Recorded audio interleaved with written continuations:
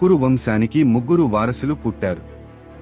ధృతరాష్ట్రుడు పెద్దవాడు, పాండు బలవంతుడు, విదురుడు జ్ఞానవంతుడు.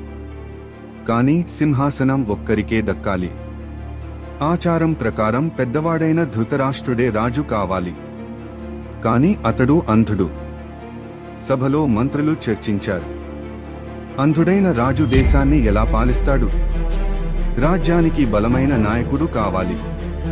పాండు యోధుడు, ధైర్యవంతుడు, యుద్ధ నిపుణుడు. చివరకు పెద్దలు ఒక నిర్ణయం తీసుకున్నారు.